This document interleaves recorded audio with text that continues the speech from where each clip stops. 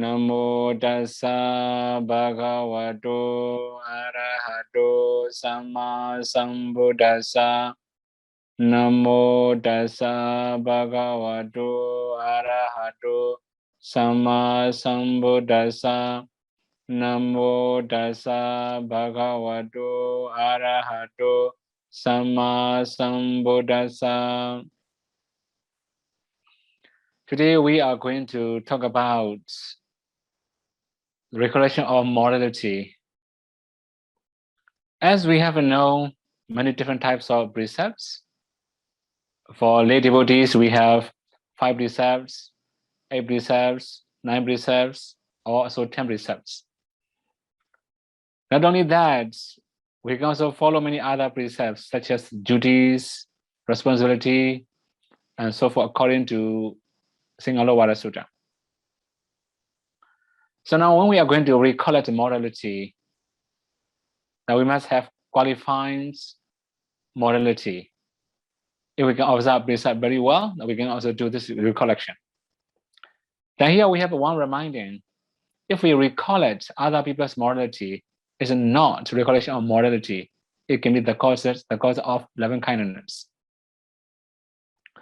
So that means when we recollect other people's morality, it can be only the cause of loving kindness, not recollection of morality. So which means when we can recall other people's virtues, right? Then we can respect them, we can also already metta well. Now we have to start with the quality. Although we have many different qualities, actually the first 4 are not that much complicated or not that much difficult to understand. 1, akanda. Here we just translate as undone. But that means none of precepts is broken in the beginning or in the end. For example, we have 5 precepts. Among the 5 precepts, he does not break the first precepts or the last precepts among the 5. This is also called akanda, undone. So we have 2, achita, and rent. So none of precepts is broken in the middle. For example, in the 5 precepts, we have killing, stealing, sexual misconduct, also telling a lie and taking intoxicants. So among the 5, the middle one is sexual misconduct. So if he does not break the precept of sexual misconduct, this is also called unrent. This is for 5 precepts. If we have 9 precepts, there can be middle one again. If we have 8 precepts or 10 precepts, there will be many other precepts in the middle. So now again, 3, asabala, unblocked. So here, none of precept is broken twice or thrice in succession. So in this case, we also have to give one example. In succession means, okay, we have 5 precepts, then killing and stealing, right? One to another. After that, sexual misconduct is a 3. So in succession means 1, 2, 3. So for example, here he does not break the precepts of killing and stealing, or the precepts of stealing and sexual misconduct and so forth. That means he does not break 2 precepts continuously, 3 precepts continuously, and so forth. This is also called asabala. Okay, now 4, akamasa, mortals. So none of the precepts is broken all over at interval. So in this case, we have to understand many precepts in the middle. For example, he mentioned he can observe the 5 precepts and the 3rd precepts, but he cannot observe the 2nd precept and the 4th precept and so forth. This is the example. So breaking many intervals, breaking many precepts at interval. This is also called akamasa. If we summarize these 4, if we undertake 5 precepts, we must fully observe 5 precepts. We just not jump or we just not skip any of precepts. we must not break any of 5 precepts. Similarly, if we break 8 precepts, we must fully observe the 8 precepts without breaking any of precepts. Similarly, 9 precepts, 10 precepts, and so forth. So the main thing is, if we are fully observed, or if we undertake fully or completely, this is also called quality of the precepts. Okay, these are only for breaking. Then we have 5. Next one, Bujisa, liberating. Okay, here we have to understand many things about liberation, or liberating. So the precepts liberated by free from slavery of craving. This is also called liberating. So actually, sometimes we may have many like aspirations. We wish to be somebody. We wish to be a higher person, something like that. So with this kind of intention, with this kind of wish or aspiration, if we observe precepts, we are not liberating. We are slavery of craving. We are the slavery of craving.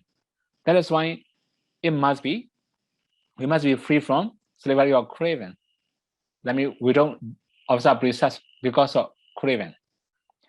So here I just remind, please review Mithuna Sutta, also the cause of breaking precepts. Although I say very simply, but actually that one is very far.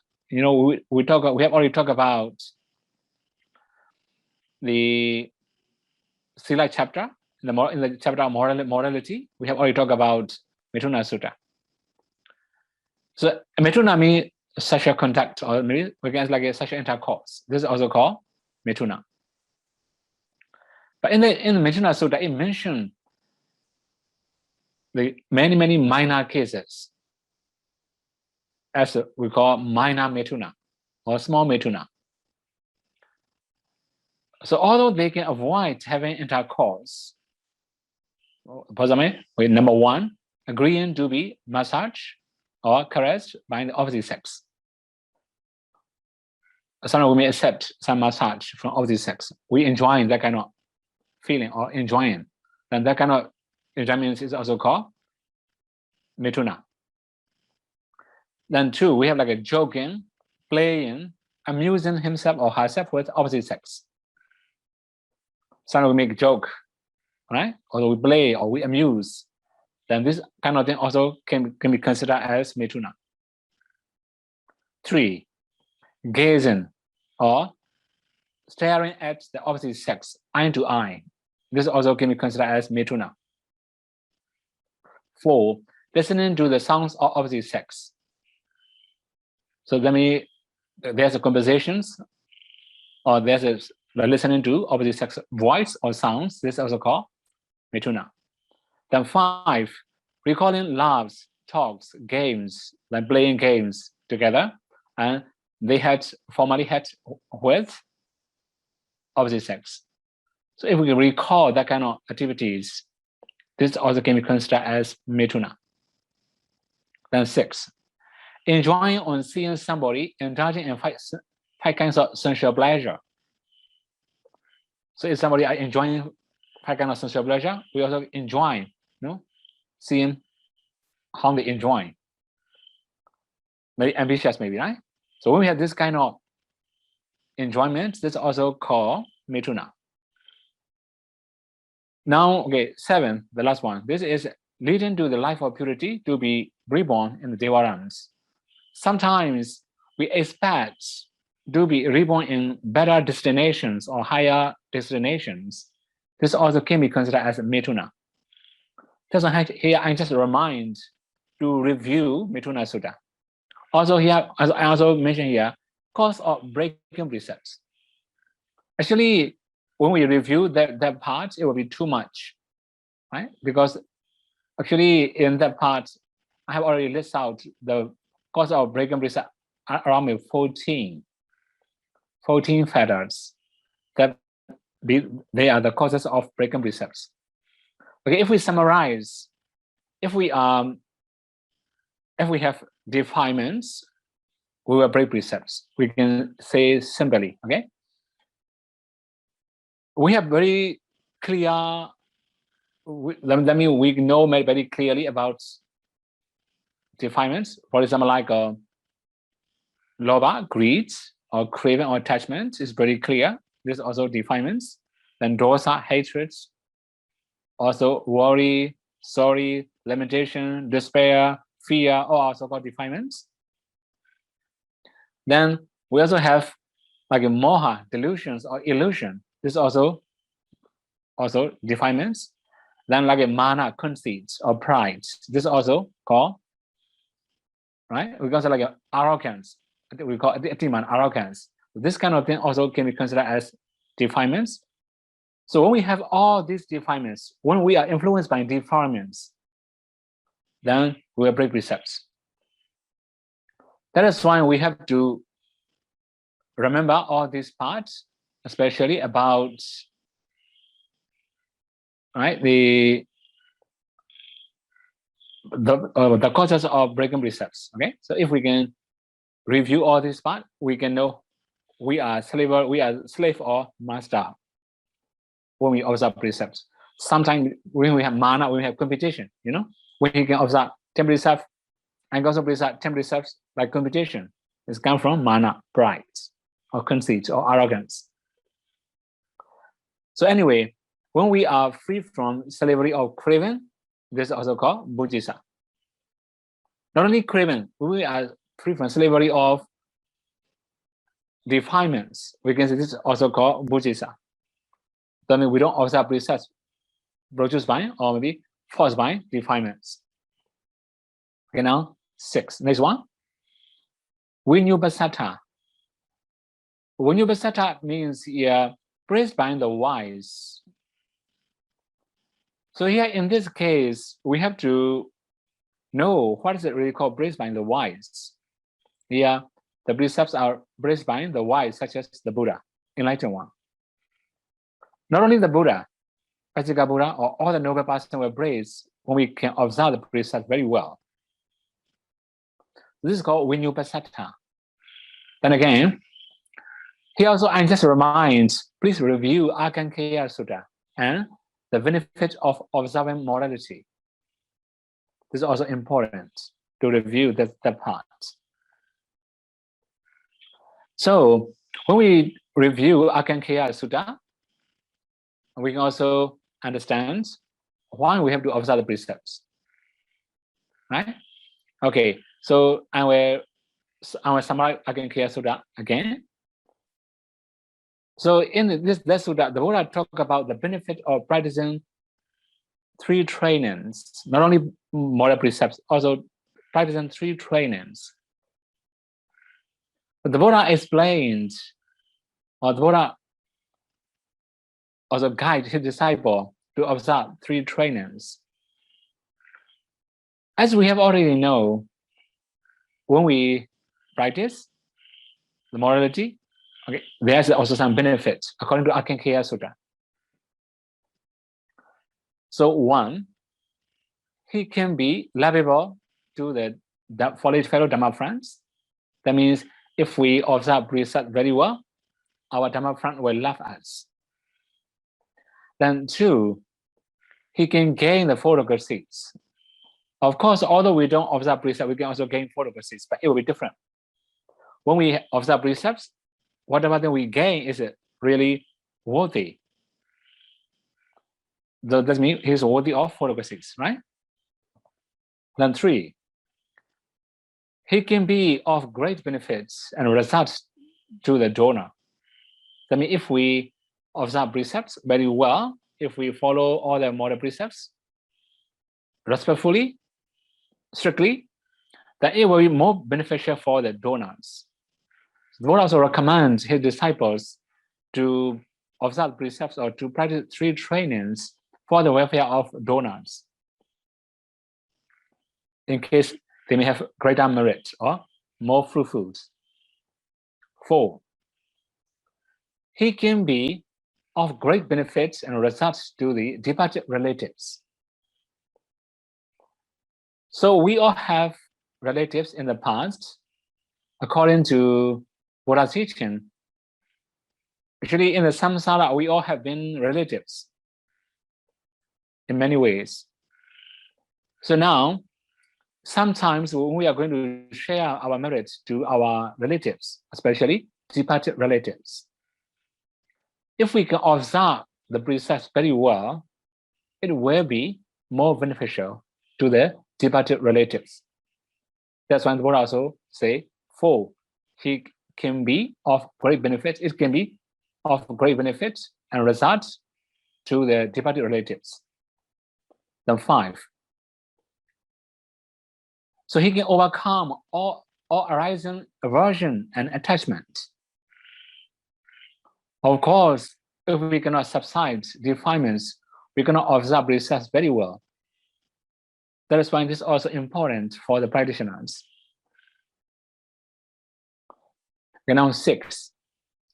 He can overcome all fears that arise in any situation. So sometimes we may have fear, terror. When we can observe precepts very well, we may have more confidence. Then fear may not arise that easily. 7. He could attain the material jhanas. Material jhana means, as we have mentioned in Visuddhimagga, or in many suttas, the first jhana, the second jhana, the third jhana, the fourth jhana. These are called material jhana. 8.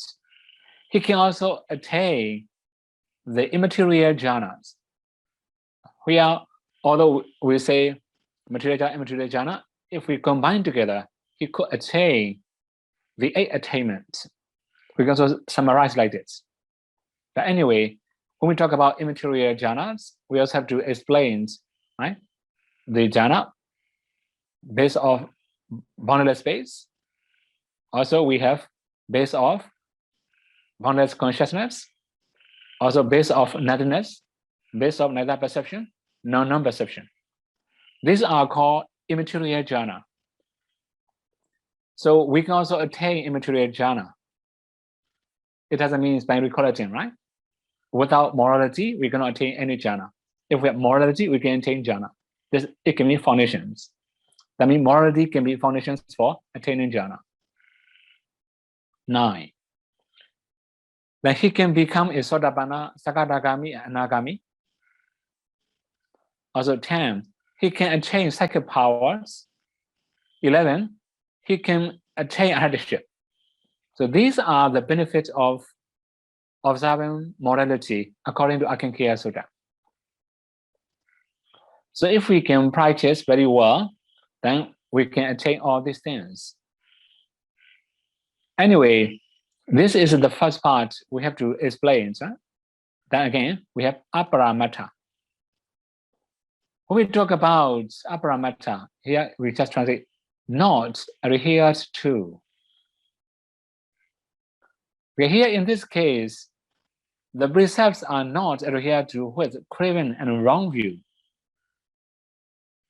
The adhered to with craven means he can observe the precepts in order to be reborn in a good destination. It also is similar to previous, right? One bujisa, then we are slave. Here in this case, we cannot say a slave, right? Here adhere to. Anyway, so when we pray, well, also another one is adhering to with wrong view. Wrong view means believing that he can be free from the saga of life by virtues. This is also another meaning. Maybe the next page. Next page. Okay. So wrong view. Here I have to talk about adhere to with wrong view means believing that he can be free from the saga of life by virtues. Sometimes we can have wrong view. We just need morality. We can do everything. This is also called wrong view.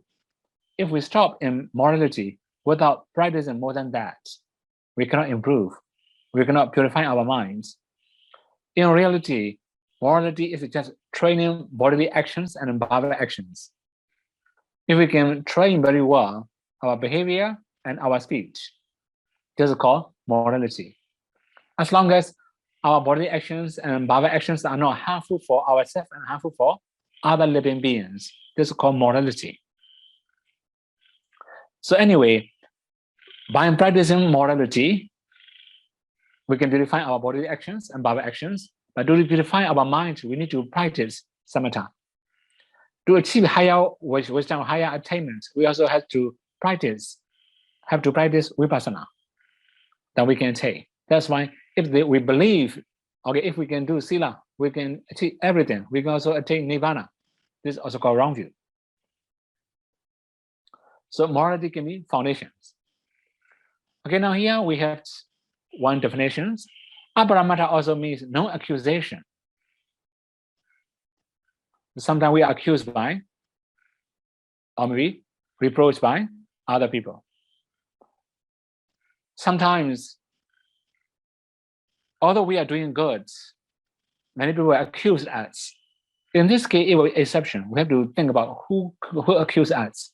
If very bad people or unwise people accuse us, we don't need to think about it. If wise people accuse us, we have to pay attention to that kind of accusation.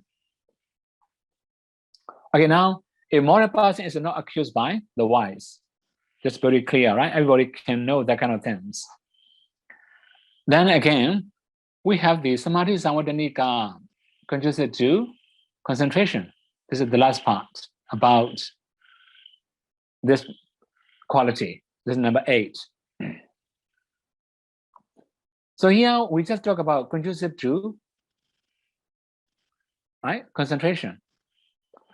Then, if we can observe the precepts, it can be the foundations of purifications of the mind. That's why it mentioned the precepts conduce to asset concentration and absorption concentration, or path concentration and fruition concentration. This is called Samadhi Samvadhanika. So that means when we can observe the precepts, we have purification of the mind, no more remorse, no regrets. Then our mind can be, we can feel peacefulness or calmness of the mind. Also, we can feel happiness. Then it will be beneficial for practice. Another one is if we observe precepts, our mind is more flexible. That means we are a little bit humble, not that much proud, no arrogance. Actually, there are many other steps to understand this part. So we have to continue the next one. The arising of asset concentration. Okay, so here we have already talked about the arising of asset concentration in previous sections in Buddhanosati, Dhammanosati, Sanghanosati. That's why I will not repeat all the things here again. The arising of asset concentrations here, one, he cannot be observed by greed, hatred, delusion, and other hindrances. We have explained many times already. Then he has gratitude by taking meditation objects. 3, initial application and sustainment arises. So as you have known before, if we can observe very well, then we can also have rapture, joy, tranquility, and so forth, right? We have many other benefits of practicing the precepts. Okay, anyway, if we can observe this precepts very well, if we can,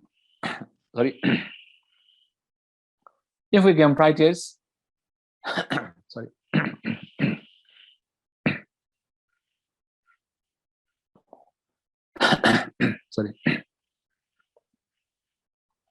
if we can observe precept very well, then there can be many other benefits. Later, we have to use some other example, okay?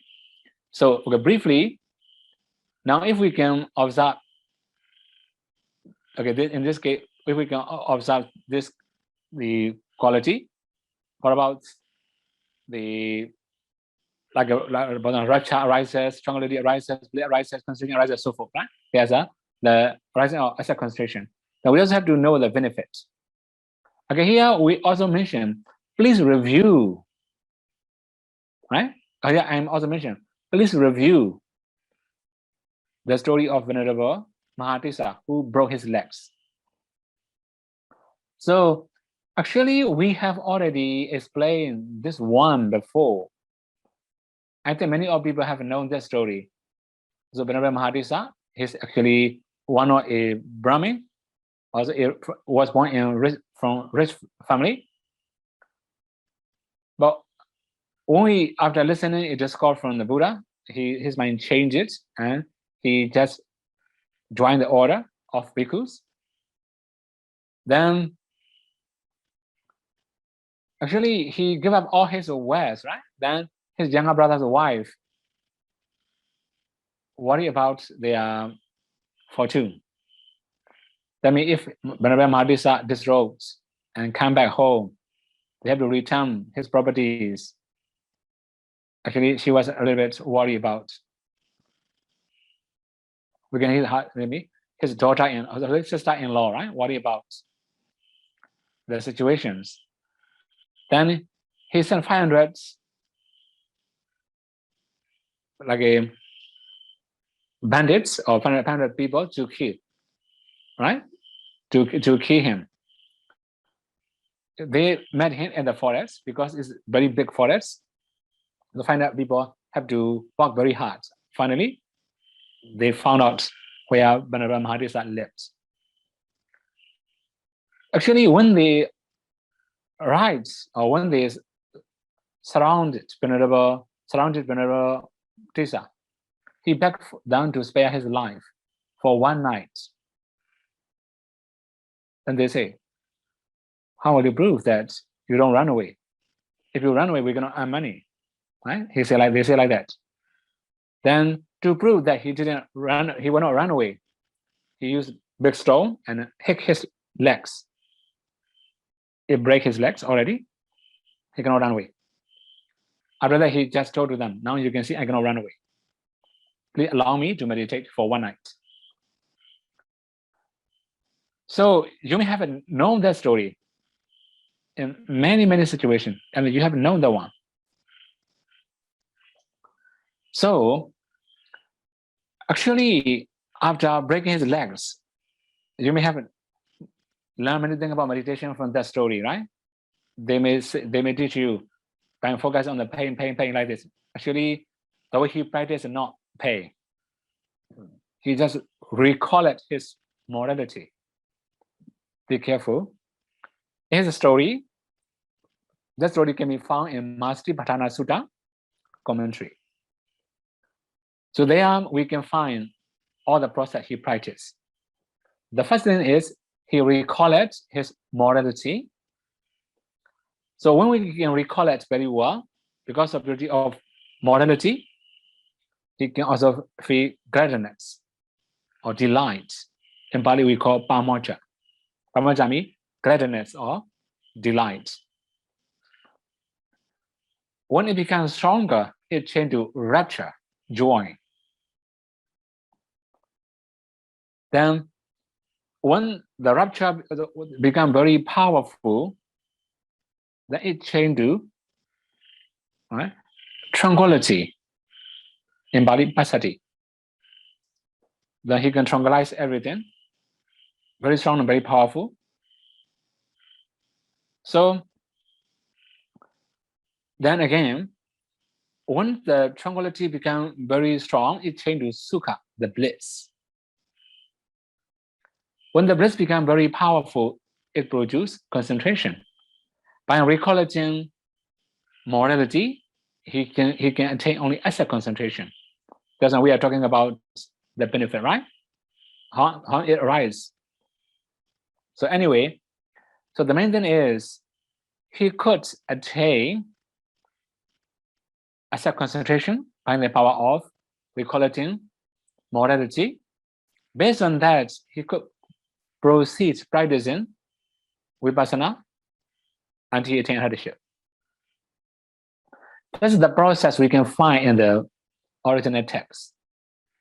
But anyway, the main thing is when we can observe the precepts, we have already talked about, many times we have already talked about, he can endure bodily pain. When we talk about the benefits, we talk about this many times already. He can endure bodily pain. He can endure bodily pain many times. So now we can understand the one. Because of tranquility, rapture, joy, bliss, all are very strong factors. That's why he could overcome the pain in his body. Sometimes when you are so happy, you will forget everything you feel, right? Because of happiness. Similarly, in his case, his mind is happy, as I have said, gladness, rapture, tranquility, bliss, concentration, all are good quality. Then he could forget his pain. We call Vedana Vikampettava, removing or overcoming the pain, or neglecting the pain, or neglecting suffering, right? So anyway, the main thing is, by the power of morality, we can also subside pain in the body. Then we can also continue practicing vipassana. We can also attain headship based on asset concentration. So we have to go next one. The benefit of recollections of morality. So here we have already mentioned one. He has respect for the training. Of course, we have three trainings, right? The training of morality, the training of concentration, the training of wisdom. So when we are practicing, we may have respect for morality. We may have respect for the trainings. 2, he lives in communion with his Dhamma friends. Sometimes, although we live in a community, we are not very harmonious with the community. It depends on our morality. Immoral person cannot live in a moral community. Similarly, moral person cannot live in immoral community. So here, in Buddha's teaching, we have to live in accordance with Buddha's teaching. That is why it must be moral environment. All the people in our environment are moral. We can live peacefully. Okay, now again, 3, he is selfless in welcoming. This is also one of the quality. Then again, 4, he is devoid of fear, of self-reproach, and so on. Okay, here in this case, I have to elaborate a little bit more. Although here we say self-reproach and so on, right? Actually, there must be some additional explanation. Here I didn't write down in Pali. Okay, we have some analysis about morality, especially in the very beginning. We have already talked about it. We have like a self-reproach. We also have a reproach by other people. We call it atta-nuvada. That means sometimes we complain ourselves. After making mistakes, we understand or we know what we have done. We feel remorse for our actions. Then we are not very happy. This is also called self-reproach. But we can also say in Pali, atta-nuvada. Sometimes we are reproached by other people. We call paranuvada. People criticize us, complain us, condemn us. This is also called paranuvada. Now let's say danda. Danda means punishment. If we break laws in our country, then we will be punished by the law. The last one is about like a apaya. Apaya means 4 states. It can be reborn in 4 states. I mean, if we can observe precept very well, we may not have any fear of self-reproach or reproach by other people or punishments or to be reborn in the hell.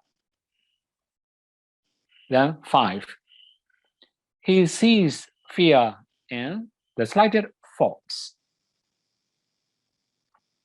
So that means although we make small mistakes, we can recognize, we can sense this is a mistake.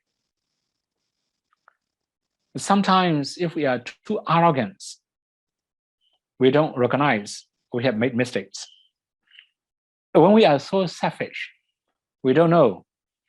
We don't recognize our mistakes. So if we can know our mistake easily, that means we don't have selfishness. We are not arrogant. Sometimes we have very strong wrong view also. We will not have any regrets or remorse. We will not see mistakes. Okay, now 6.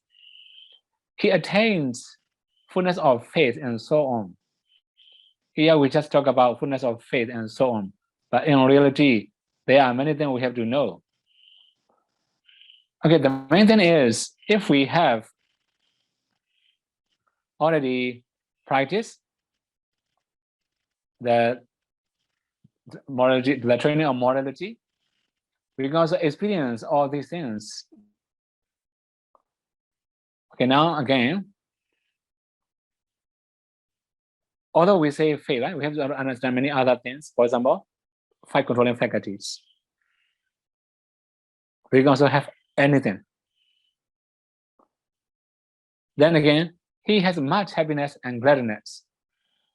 So most of the time, he can rejoice what he was doing, what he has done. Because, you know, when we are, if we are moral, if we feel we are pure, we can feel gladness, we can feel rapture, we can also feel joy. We also feel safe. So now 8, he can be reborn in a good destination after death. So, sorry. These are, so these are the benefits of practicing the recollection of morality. So we have to remember all these things in our life. When our morality are qualified enough, our morality is qualified enough, we can do all these things.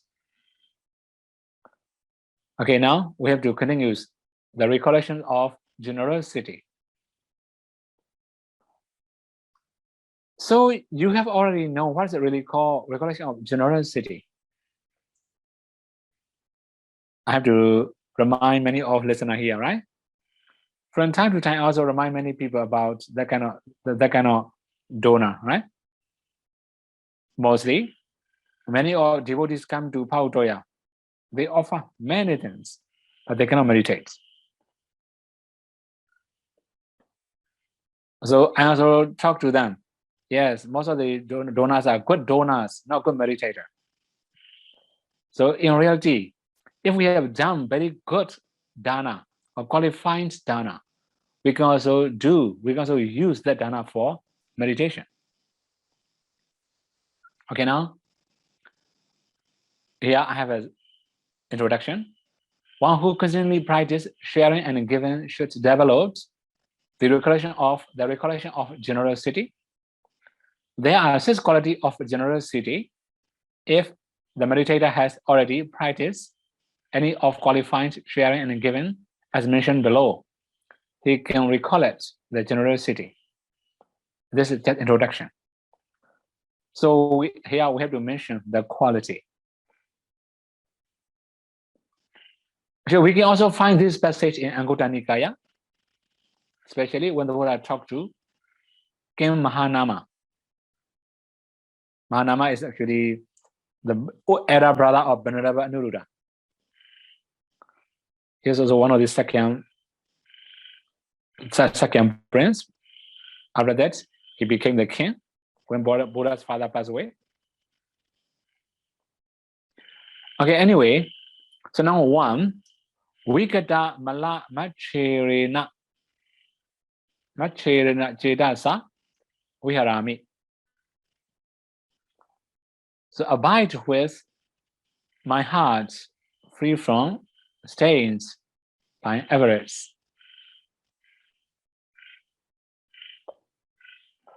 So it's a great gain for me that I abide with my heart free from stains by avarice. This is also called, this is the way we have to recall it or reflect. So here we have to talk about Machira. Machira means unwillingness to share his belonging. This is called Machira. Actually, we have many different analysis of Machira, but okay, here we wish to talk about something. Machira means, here in this case, if we have stinginess or if we have possessiveness, we will not share our properties, let alone sharing. Even we just dislike somebody to touch our properties. This means Machira. So much stinginess or possessiveness. Anyway, so Machira means we are unwilling to share, unwilling to give, unwilling to offer. This is also called Machira. Then again, we also have to know different types of Machira. For example, sometimes we don't wish to share our living places, our rooms. This is also called Machira. So sometimes we don't want to share our gain or our earning. Then this is also called Machira. Sometimes we don't want to share our friends with other people. Then we don't wish our friend to associate with other people. This is also called Machira, because it's like jealousy, you know. But anyway, so we also have some of stinginess or unwillingness to share our knowledge with other people. This is also called Machira. So briefly, if we have Machira, then this is like the blockage or the disturbance of dana. It makes our donation impure. Sometimes we are unwilling, but we have to offer because of duties or responsibility or something like that. This is not really called dana, not qualifying dana. If we wish to have qualifying dana, our mind must be free from Machira, unwillingness, or stinginess, or jealousy. Not only that, here mala. Actually, when we talk about mala, this is also like impurity. Mala means all other defilements such as lust, anger, and so on. Sometimes when we offer, we may offer because of attachment. You know, even in the Buddha teaching, we have many different types of attachment. For example, sometimes attachment to receiver, we offer. Sometimes receiver also have attachment to donor, right? So when we're going to purify our dana, our mind must be free from attachment. Actually, we can understand four different things, right? The first one is donor have attachment to receiver. Receiver does not have attachment to donor. The first one. The second one, then receiver have attachment to donor, but donor doesn't have attachment to receiver. The third one, both of them have attachment. The fourth one, both of receiver and donors are free from attachment. So if donor and receiver are, both of them are free from attachments, that kind of thing is called vikata mala. No impurity, no defilements when they are in their dana. Similarly, anger, sometimes we hate somebody, that's when we offer, right? Offer something, poor quality, or something bad things. This is also called not qualifying dana. Sometimes competition. For example, then you have some enemy, or we have some enemies. Our enemy offer 1,000 check or $1,000, and we also, okay, if he can offer, I can offer $1,000. So this is also competition. It comes from mana, pride, or arrogance, or we can say conceit, right? So if we have this kind of competition, this dana is not pure. So in brief, if we do dana because of attachment or lust or anger, hatred or delusions or pride or jealousy, possessiveness, or maybe like a selfishness, many impure minds. This is also called mala. Mala means impure or defilements. So our mind must be free from all these things when we offer. 2, okay, Muddhajjhaga, freely generous. It's a great gain for me that I am freely generous. So here, freely. Then sometimes, actually, we may expect something, right? Here, offering is not for boasting, not for competition, or expecting something in return for his donation. So sometimes we expect something. Okay, now we can also say, sorry. Sometimes we need to make friends. That's why we just offer. We need to have very close relationship. That's why we offer. In this case, not freely generous. We expect something from the receiver.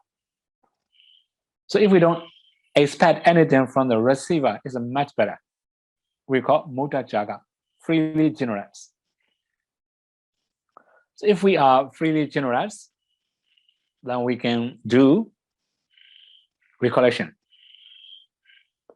So if we do many other dana, sure, this is not qualified enough, we cannot do any recollection. Okay, now 3. Payada Pani, open-handed. Actually, when we talk about Payada Pani, open-handed, so here I just translate according to the English translation. It's a great gain for me that I am open-handed. So that is the way we have to recall it. But here in this case, we have some traditional saying in Myanmar. Open-handed means let your wet hands not dry. So sometimes let not your wet, let drying. Okay, so that means when we are going to offer something, we have to wash our hands. So we have to offer again and again, many times. That is why our hands are always wet. It cannot dry totally. This is also called Payada Pani, open-handed. So when we have this kind of things, so this is qualifying dana. We have regular dana, or maybe habitual dana, that kind of things. Then this can be considered as Payada Pani. Then 4, Ausaka Rato. Okay, here when we talk about Ausaka Rato, in English, here mentioned delight in relinquishing. So this one is also a little bit simple to explain. But anyway, when we talk about delight in relinquishing, when we recall it, it's a great gain for me that I delight in relinquishing. This is the way to recall it. Then again, when we talk about relinquishing here, right? When we have possessiveness, we cannot relinquish, right? So sometimes we relinquish but not happy. We cannot rejoice after offering. This is called not delight in relinquishing, right? So sometimes we just offer normally when receiver come, but it's just for like for relationship or something like that. In this case, sometimes we cannot feel happy. What we expect to not happen, right? Like anyway, Osaka Rato means we must be able to rejoice after offering. This is the one thing. Then 5. Next one. Yaja Yoga expects to be asked. Sorry. It's a great gain for me that I expect or I am worthy to be asked for alms. This is one thing. But here in this case, we have to explain a little bit more about expect to be asked. I think I have talked the same things in Singapore, in BMC. You know, when I was newly ordained, my teacher reminded me, because actually I have one donor in Yangon. She also invited me. The family also invited me with photographs. That's why my teacher reminded me. Don't believe what they say, right? The faith or confidence does not come from the mouth, come from the heart. Whatever thing you need, don't ask from them, please ask from me. He said like that. Sometimes some of the donors, you know, they may invite with the properties. But okay, some of the donors are very clever. They just say what they can offer. For example, if you need exercise books or ballpoint pen or very, very minor things, you know, they invite. In this case, sure, we are free. We can ask from them because they have already give the name, what they can offer. It will be easier. Now, some of the donor may invite bhikkhus with, right? For example, valuable things like electrical things, power bands, or maybe now say like a computer, tablet, handphone, or anything like that, MacBook or anything like that. So they will invite that kind of things. So, okay, anyway, the main thing is there are some people, they may invite the bhikkhus or the receiver with donations. But when the receiver really asks for the donations, they are not very happy. You know, they are not yaja yoga, no? Yaja yoga means they are worthy to be asked for alms. This is really, very important. So there are many donors. They just invite, they don't wish to offer in reality. That's why it's also really very important. If we, so many of now listeners are donors, you have to be careful in this case. Sometimes the limit, you know. Actually, I have heard many rumors from many different donors. You know, some donors feel very sorry, you know, after invitation. The bhikkhu are also not very clever. The receiver are not very clever. They just want to offer very minor things, but they ask for camera or telephone or tablet or iPad, computer, you know, very, very expensive things. Then the normal donors can offer that kind of things. And they are, after invitation, they have to work very hard to offer this one, you know. It's not very good for both parties, you know. They will not have anymore, they may not have good relationship anymore. Anyway, the main thing is Yacha yoga means worthy to be asked for alms. This is also really very important for donors. Okay, 6. This is the last one among the qualities. Okay, now Dana Samvibhaga Rato, rejoice in giving and sharing. So it is a great gain for me that I rejoice in giving and in sharing. This is the way to recall it. So, okay, one more thing here. We have to explain about this one. So sometimes people are happy to prepare for donations. Okay, now practically, what happened in Paudoya?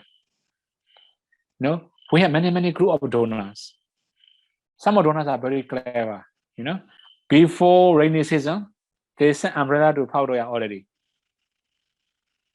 Then around maybe New Year, they have already sent umbrellas to Paudoya. They offer after New Year's or maybe after sometimes. So before winter, they send blankets. You know, that means they know the situation, what they need, what people need in that season, in that weather, and at that time. So they are also happy, preparing or arranging all these kind of things. This is called Dana Samvibhaga Rato. We have to, right? We have to be able to rejoice these kind of things. So now, the arising of asset concentrations, right? We have already mentioned before. The arising of asset concentrations. Yeah, I will not explain in detail. We have already known, right? So, okay. Anyway, I have to introduce a little bit more about the horizon asset concentration, but it does not mention here. Okay, just short. Okay. So as mentioned before, we cannot be obsessed by greed, hatred, delusions, and any other hindrances. This is as format we have already known. Then we can also have gratitude by taking any meditation subjects. Then we have energy obligation, sustainment arise.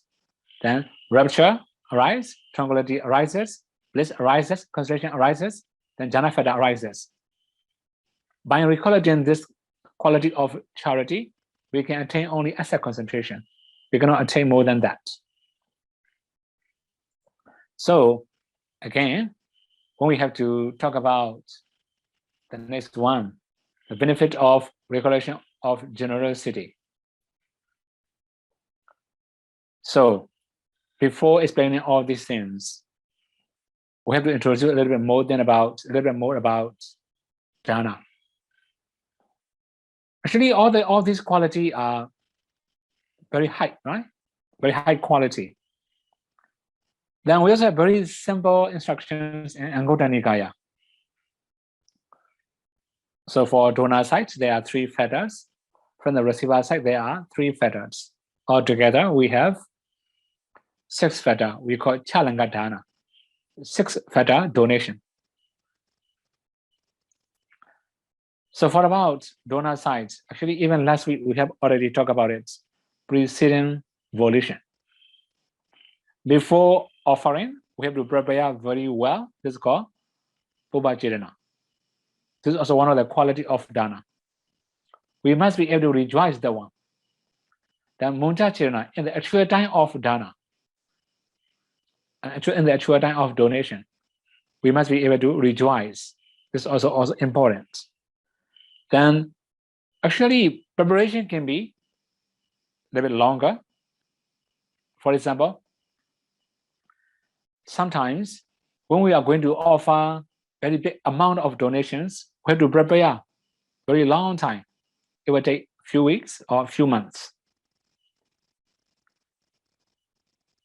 So even for food or meal, if we are going to offer for many thousands of receivers, we have to prepare many things. So all these are called Pubbachirana. Before offering, we have to prepare many different things. Then in the actual time of offering, it can be a few hours maybe.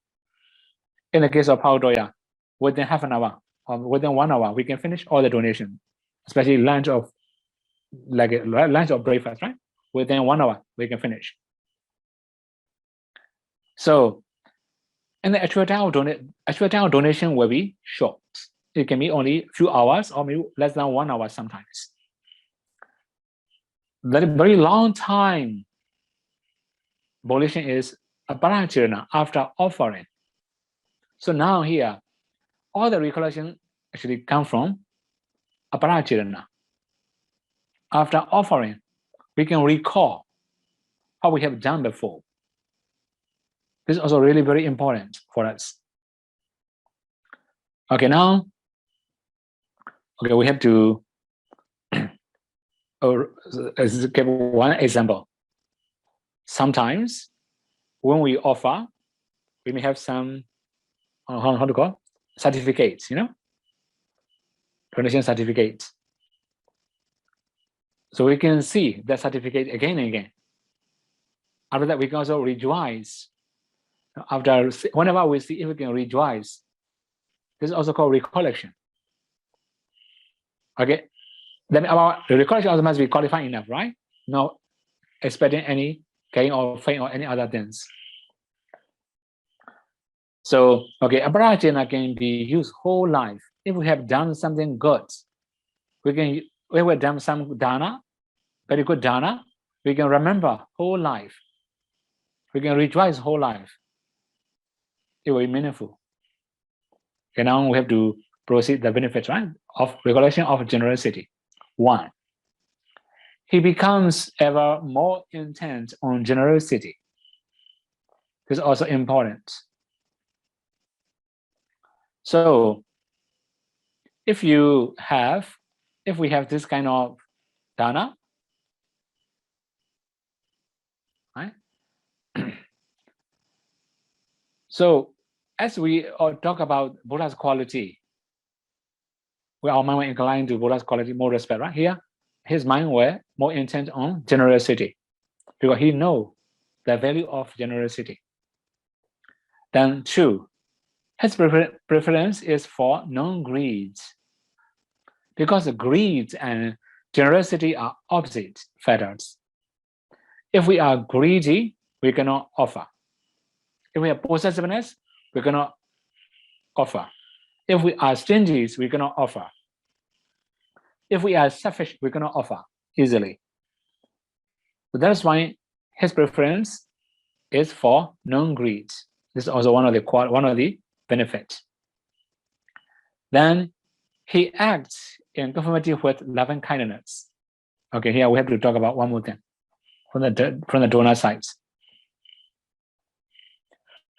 So when we offer, you may know 3 roots, right? 3 roots.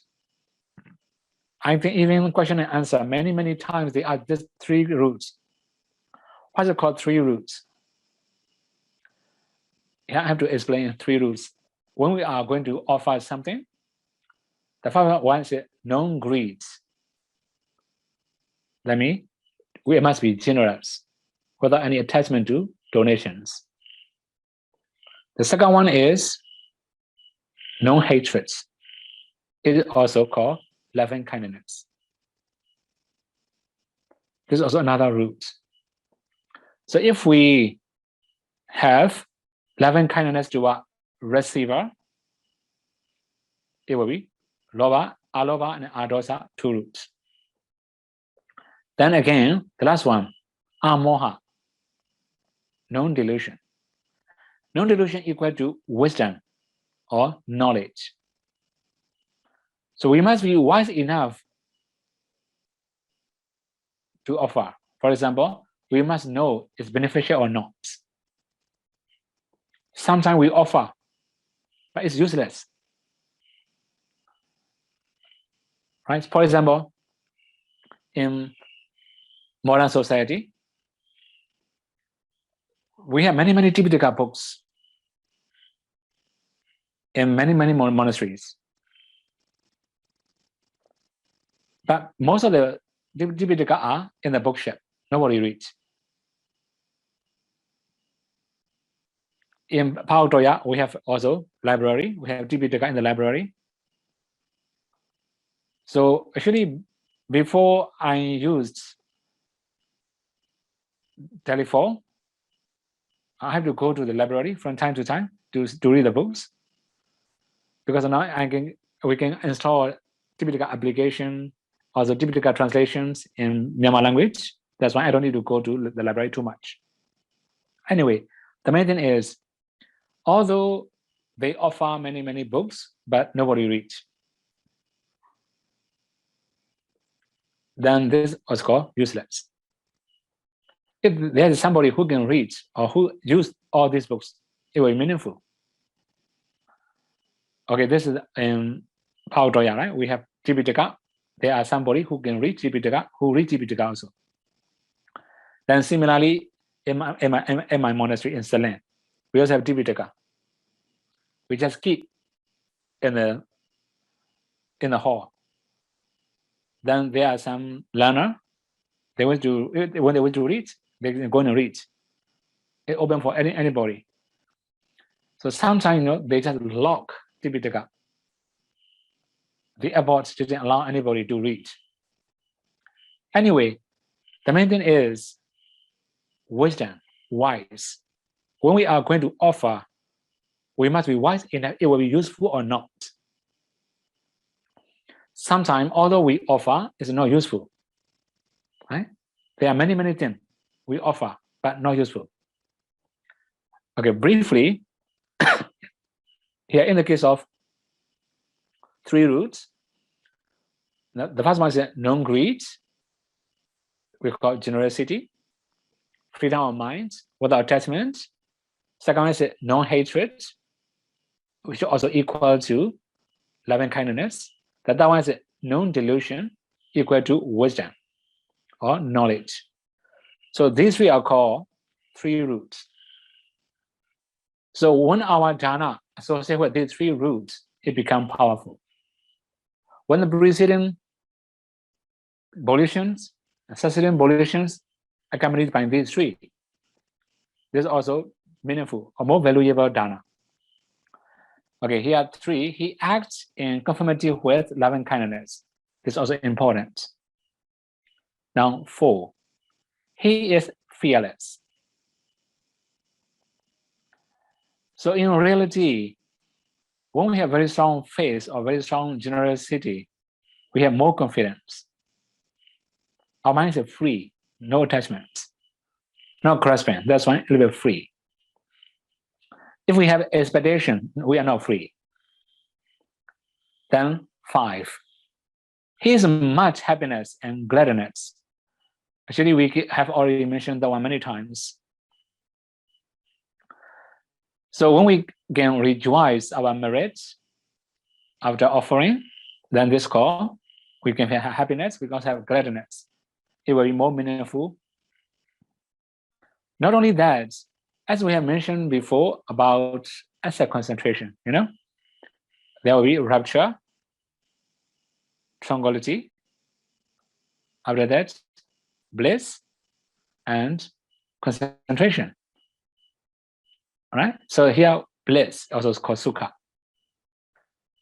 We can also have like a gladness, rapture, tranquility, bliss. All the things come from recollection of charity. One more thing here for non-Buddhists. Sometimes there are some meditator, they are non-Buddhists in Paotoya. Then they say, I'm not very happy, actually very dry, sometimes, they are not very joyful in meditation. Their mind power become very weak.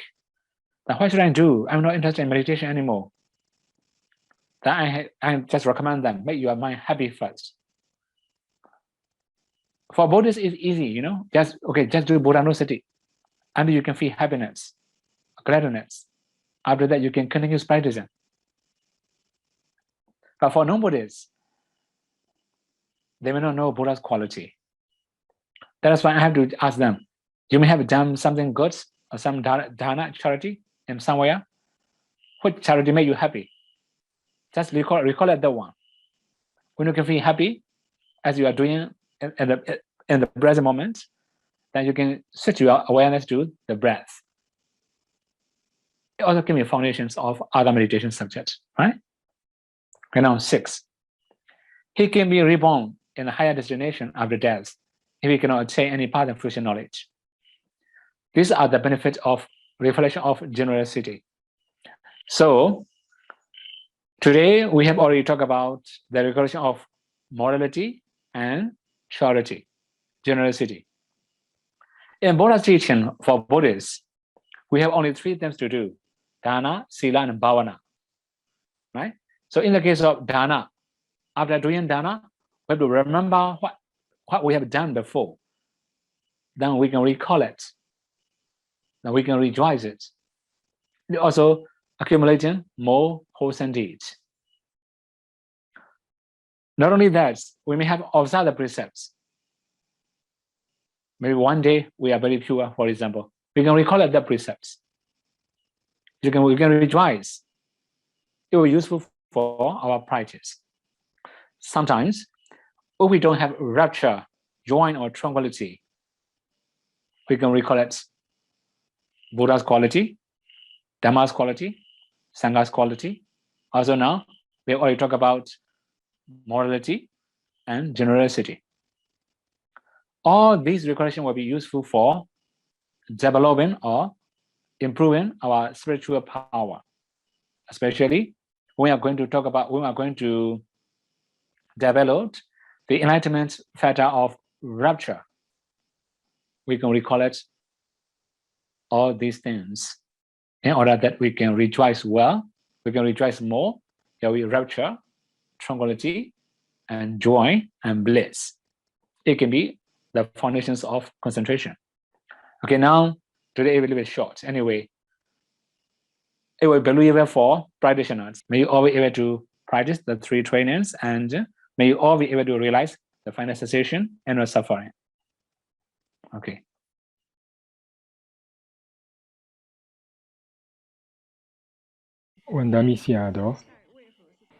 Why is that laziness is a dosa mula citta? Actually, laziness is not dosa mula. Laziness is katina mita, not dosa mula citta.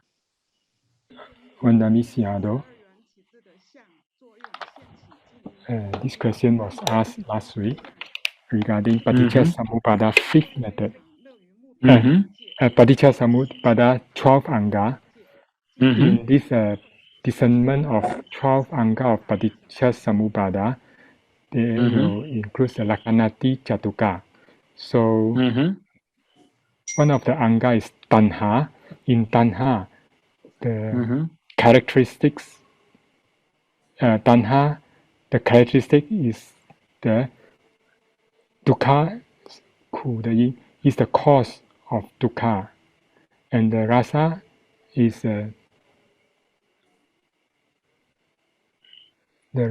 very attached. Tanha? Or tanha. The rasa for tanha means the function for tanha is will be happy in the object and dhatu.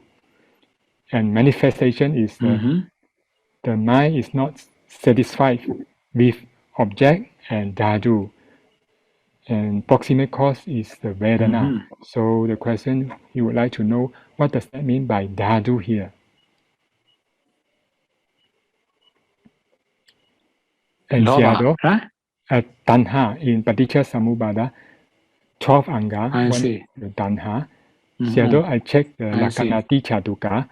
It says Hetu Lakhana, Abhinandana Rasa, Atita Bhava Pachupatthana, Vedana Patatthana. I see. So his question is Hetu Lakhana, and this Hetu, not Hetu, sorry, Rasa. Okay.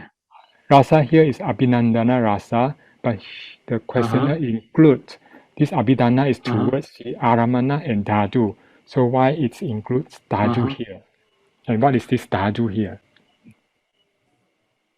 Dhatu also, right? Yes. Okay, so in this case, I should go and check in the Nana definition. We wait for a while, right? I'll answer later. Okay, move to next one. In the 8th precept, Malakanda Vilebana Dharana Mandana, and can this 8th preceptor wear wear clothes with flower and animals design? Means he's observing 8 precepts. So in the 8 precepts, when he is observing 8 precepts, can he wear clothes with the patterns of flowers and animals? Actually, it's like decorating or beautifying, that kind of like a fashion, And when we are going to observe precepts, it should be simple. Don't think about fashion. Okay, if you think about its fashion, this is not really good for observing precepts. Okay. This question have 3 parts. First, who cannot touch woman? How about touching the picture of woman? Actually, bhikkhu also not allowed to touch picture of woman. Right? Also they say, if we touch it with attachments, it also offends. Even the statues also we must not touch. Okay, anything? Second, if a bhikkhu contact woman through video call and have lustful conversation with woman, is this considered a serious offense? If these conversations are recorded, are these recording valid evidence to complain such bhikkhu to the Sangha? Okay. Actually, like a last full mind, if it's improper conversation, it will be very close to Sangadisesa. Of course, this is barely sure. There's a witness, is barely sure, right? Next one, that one. Last one. If a bhikkhu That one. molest woman by force, molest, I see. Even he did not rape the woman. Sure. Okay. This also it depends on what kind of mind he has, right? Then it will be offense. It depends on his intention. It will be different offense. This is also sure not good behavior. Okay. Okay. Please wait for one, right? For about previous one. Okay. For about Abhinandana also mentioned. Binandini. This kind of called Abhinandana, right? Dhatu. This is a little bit strange, right? Why they use dhatu, this one? Anyway, so the main thing is that means attachment here and there. What about them? We are born. Okay, maybe here in this case, dhatu means maybe like being born in the karma dhatu, maybe the sensual realms, material realms, so forth. Right? We can understand like that. 针对生灵界，比如说对一界、色界、无色界，可以这么理解。Dear Sayadaw, if we do dana with defiled mind, for example, with competition mind or dosa mind, what will be the karma? Where is the result? Sadhu, sadhu, sadhu. Actually, okay, in this case, there will be many other explanations about it. It depends on many other associated mental factors, right? Okay, for example, competition. Competition is not pure minds, right? We may have arrogance. Sometimes we are proud of our donations. Then, okay, it can be dana. For example, we can be, if we have mana, we can be reborn in the lower ranks or in lower class. This is the way we have to understand. Okay, next one. Dear Sayadaw, if lay people ask medicine from monastics, is it okay to give? Sadhu, sadhu, sadhu. Okay, it depends on what kind of lay people. For example, lay people are working for the monastery, free of charge, right? Like volunteer, we can give. Okay. If they are waiting for ordination in the monastery, for example, that we can give. It depends on what kind of lay person it is. Okay, next one. Dear Sayadaw, referring to Yaja Yoga, Sayadaw explained today, if a capital invitation to ordained person without limit, but later when the person requests for something or services, the kapiya become not yoga and show and disrespectful to the ordained person. Is this considered dishonesty, like promising but yet not willing to fulfill their promise?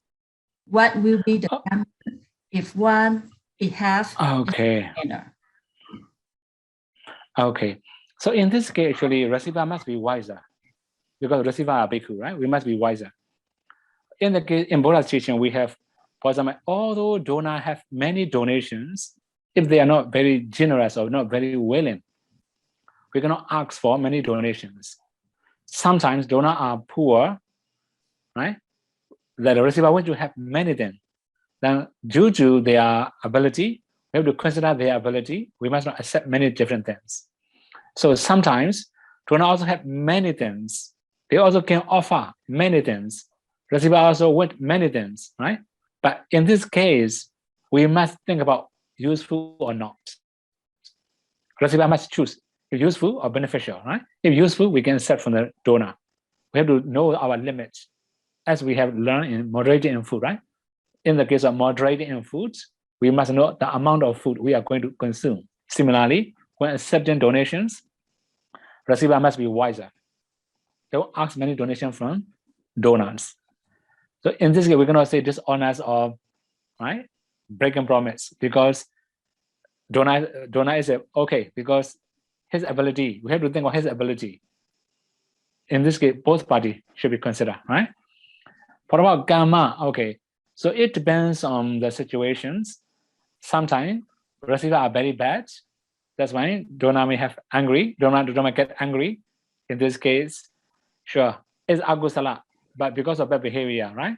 We cannot say that is a bad behavior or something like that. This is not like a bad behavior of donor, right? We cannot say the bad behavior of donor.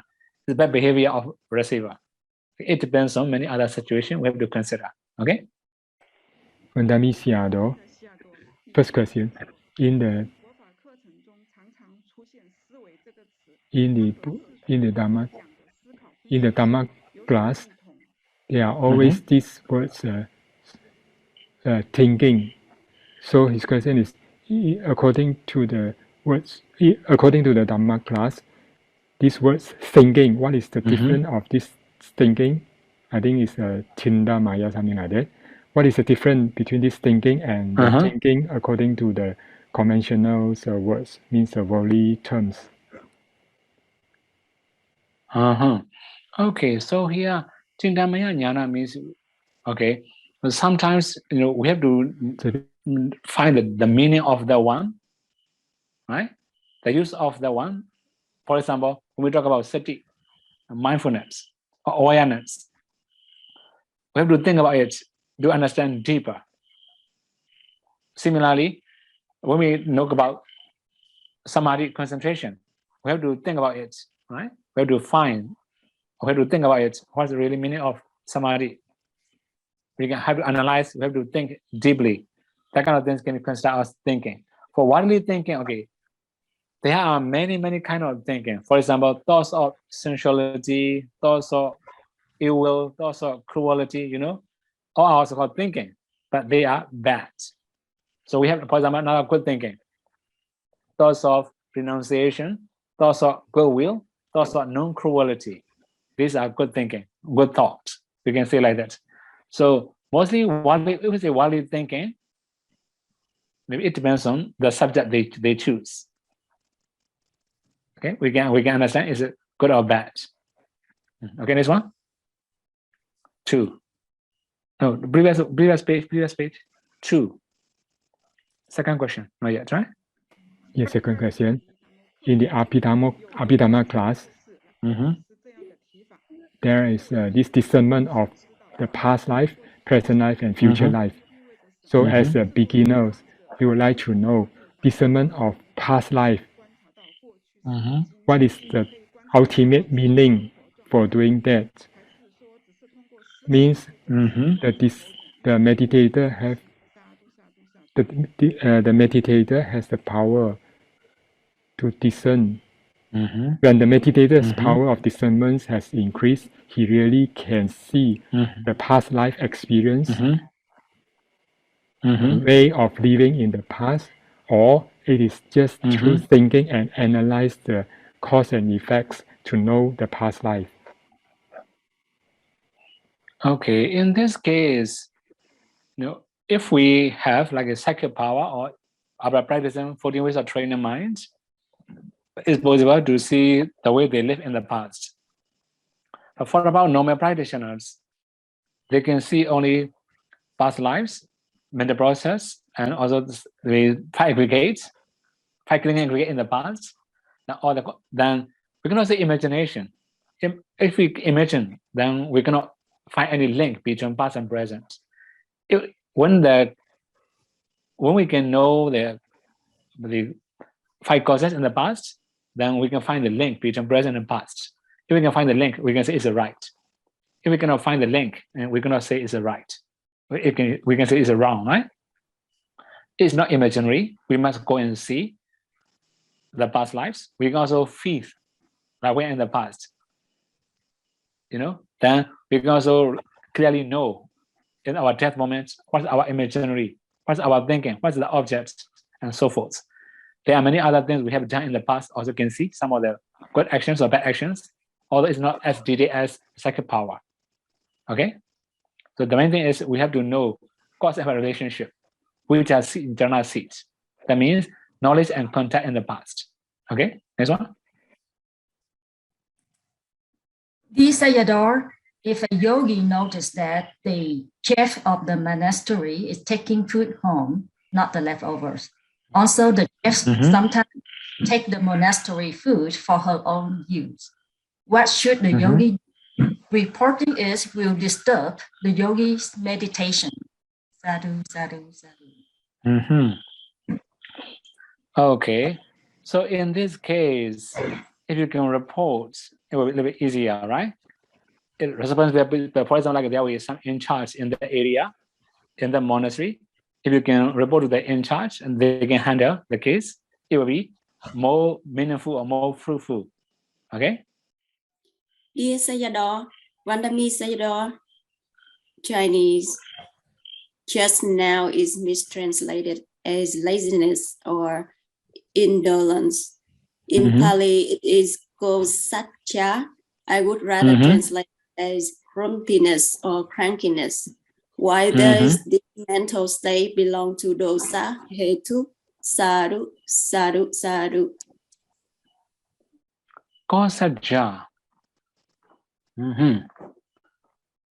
Kosaja. No, kosaja. No, kosaja is a laziness. No, if koda is a dosa, kosaja is not dosa. Koda is a dosa. Kosaja is not dosa. Right? This also some problem maybe. Okay, next one. Dear Sayadaw, this question have two parts. First, how long did it take the Lord Buddha from the moments of Bodhisattva relinquished self-mortification until his enlightenment? Actually, it will be maybe a few months. Right? Within a few days, he can recover. Maybe less than 1 month, maybe. Okay. Next one.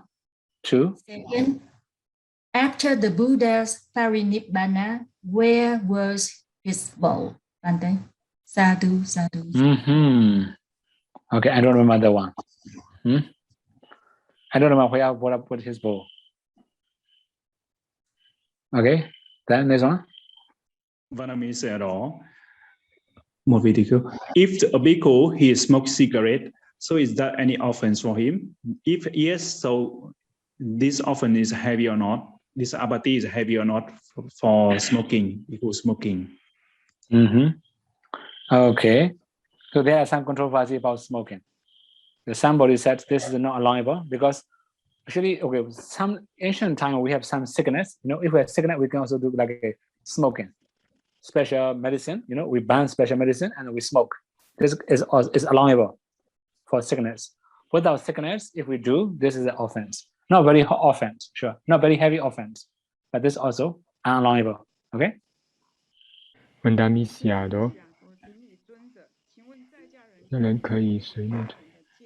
For a lay person, can a lay person contemplate the sila of ordained persons? Is there any merits out of that? Actually, in the very beginning of the talk, I have already explained, we must recollect our own virtues, right? If we recollect other people's virtues, we can also say there is a recollection of morality. We can just say like loving kindness, okay? The cause of loving kindness. So because of recollecting, we have more loving kindness toward that person. Okay, next one. Vietnamese Sayadaw, can I share a very good dana done by my family member, but not my donation, to my relatives pass away and Digwas, to go and see the very good dana and to say sadhu about it? Sadhu, sadhu, sadhu. Actually, we can share our merits, not our other people's merits. This is the one thing. But when we can rejoice other people's merits, this is also kusala, right? Okay, briefly, we must share our own merits with other living beings, whether it's departed relatives or anybody. Okay, next one. For a Dhamma practitioner, he can always protected by the guardian deva. So this, in order that this practitioner will not have any disasters or dangers, and his life and health can be protected. So her question is how to examine, how to check whether 是否有法的, how to check this type of practitioner. Is there any standards to check whether this Dhamma practitioner have Dhamma or not? Okay. In this case, for example, we have some deva, okay, for the virtuous people, they will protect. Those who have very strong loving kindness, they will protect. We have many, many other things. In reality, when we are good, when we are moral, they will protect. When we are immoral, they will not protect. Right? So we can understand briefly like that. Okay, now? Next one. Dear Sayadaw, in Dhammapada 28, Book 2, Story 5, they mentioned about two monks. Early in the morning, one of them brought firewood, prepared a charcoal dish. Are monks allowed to do cooking? Sadhu, sadhu, sadhu. Actually, okay, it depends, okay? So that means for about cooking is not allowed. For the cooking medicine, it will be allowable. So for about other things, we have to ask Samlera to do. Even to make fire, we have to ask Samlera to do. We're going to make fire by ourselves. Okay? It's not allowed to cook. For medicine, it's allowable. Okay? And this one? Vandami Siado, there are two questions here. This question regarding the Gatha about this in-breath, out-breath, and nimitta. Single mind will not know these three. No. I think his understanding is wrong. Is that nimitta, out-breath, and in-breath?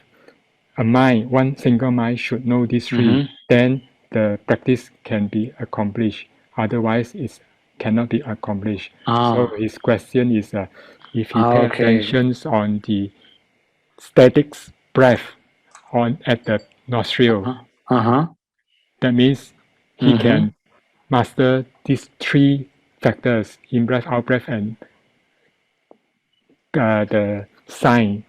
So that means the sign, nimitta, if he pay attention at the static breath at the nostril.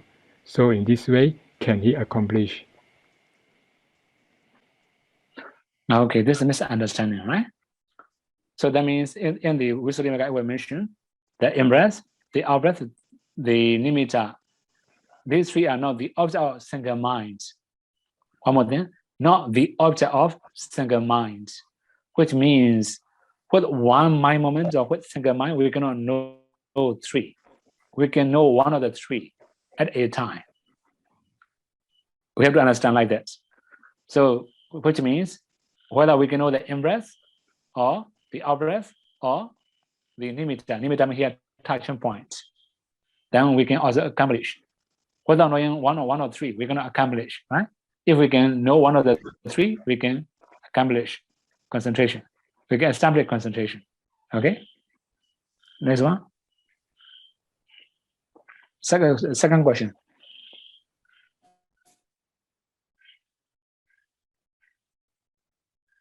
Second part, how is the correct way to understand these three? Sayadaw already answered. I already answered, right? Okay. The next one. Next one.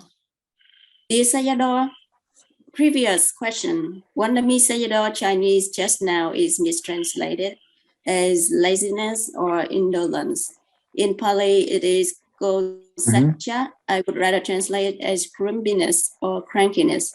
Why does this mental state belong to dosa hetu? And this is the current question. Vandami Sayadaw Gosacha is actually belonging to dosa hetu chitta. According to Abhidhamma, it's been double checked several times. Sadhu, sadhu, sadhu.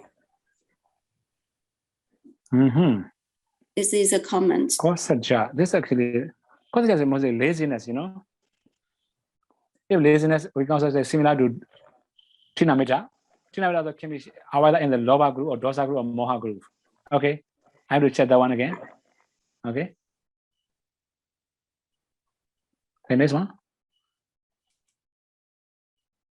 Dear Sayadaw, if a layman has irritation and thought toward some by a higher sila and practiced person show that through speech, even though he or she tried not to do it and lost the control, what should the layman do? Has he or she lost the karma to advance in meditation already by doing so? Sadhu, sadhu, sadhu. Okay. Okay, in this case, it depends on the quality of the ordained persons, or maybe higher moral persons. For example, like a noble person, if noble persons, then sure it will be very, very harmful for those who trying to attack or who have some wrong thoughts to them.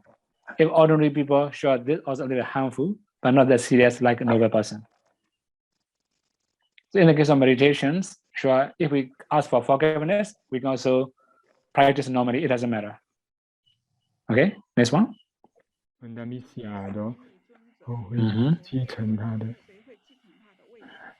And after the Buddha enter into Parinibbana, who will inherit his positions? And where is the Buddha's now? We cannot have this kind of position in Buddha's teaching. Buddha entered Parinibbana, we cannot say where Buddha live, right? We don't have this kind of perception, this kind of theory in Buddha's teaching. Right? Ita wadaja amehi sambadam bunya sambadam sabbe deva numodandu sabbe buddha numodandu sabbe satta numodandu sabba sampati siriya idam me nyatinam hodu sukhita hondu nyatayo idam me nyatinam hodu sukhita hondu nyatayo Idam me nyatinam hodu sukhita hondu nyatayo idam me bunyam asawakaya waham hodu idam me bunyam nibbanasa patayo hodu mama bunya bhagam sabba sattanam bhajami te sabbe me samam punya bhagam lavandu sadhu sadhu sadhu.